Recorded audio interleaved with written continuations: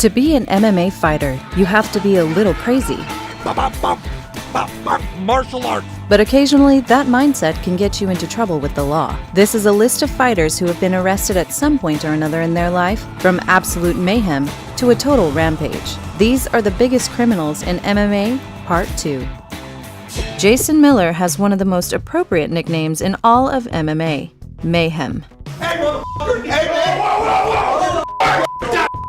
Mayhem has been arrested numerous times over the years. In 2012, he was found naked in a church, passed out on a couch after vandalizing the property. They say he was completely naked, lying on a couch inside. He was booked on one count of burglary. More charges could possibly be added, though. The charges were later dropped. What's up? Where's my rematch, buddy? I really truly believe there is something wrong with this guy. I don't know what his problem is.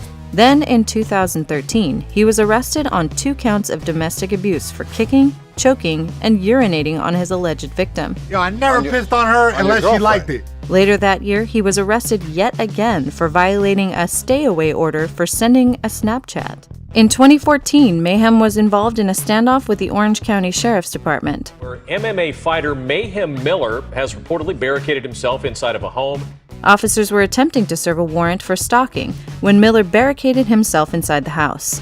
Miller then began live tweeting during the standoff, stating, "I now see an armored personnel carrier pulling up. They are trying to murder me. I just want a peaceful solution." Miller went on to tweet about the excessive resources used to apprehend him. Mayhem went 23-9 in MMA and announced his retirement after losing his last fight.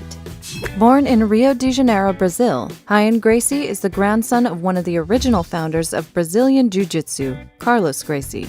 Who is considered to be the black sheep of the family, was known for his ill temper and propensity for violence. In 2000, he spent time in jail for stabbing a man in a nightclub.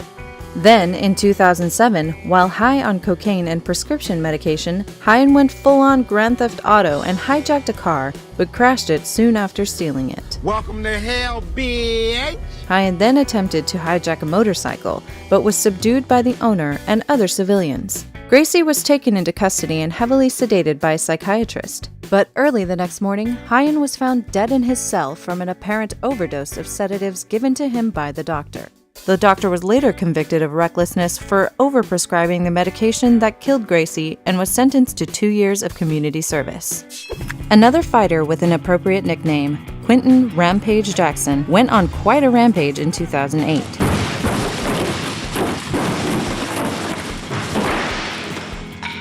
Jackson, who had lost his UFC title days earlier, was involved in a dramatic police chase in Orange County, California. While driving a monster truck with his face branded onto it, Jackson drove over traffic dividers, hitting several cars, and sent pedestrians running from the sidewalk.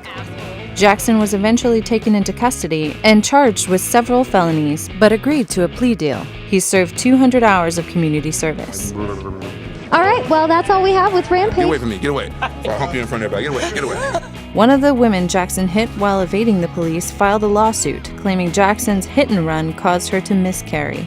The suit was dropped after medical reports proved the miscarriage had nothing to do with Rampage's hit and run.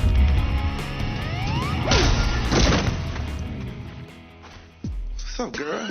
Dishonorable mentions. In 2011, Chael Sonnen pleaded guilty to a federal money laundering charge. As part of his plea deal, Sonnen agreed to give up his realtor's license and pay a $10,000 fine. He does have a felony conviction and his employment opportunities are limited. UFC ring girl Ariane Celeste was arrested for domestic violence for kicking her boyfriend in the face. MMA reporter Ariel Helwani was arrested for assaulting his listeners' eardrums when he sang "We Didn't Start the Fire." MMA, I was on fire. It was always burning since the world's been turning. The MMA hour's on fire. I mean, not only can you not sing a note in tune, you have one of the weirdest voices I've ever heard in my life. Thanks for watching. Be sure to subscribe.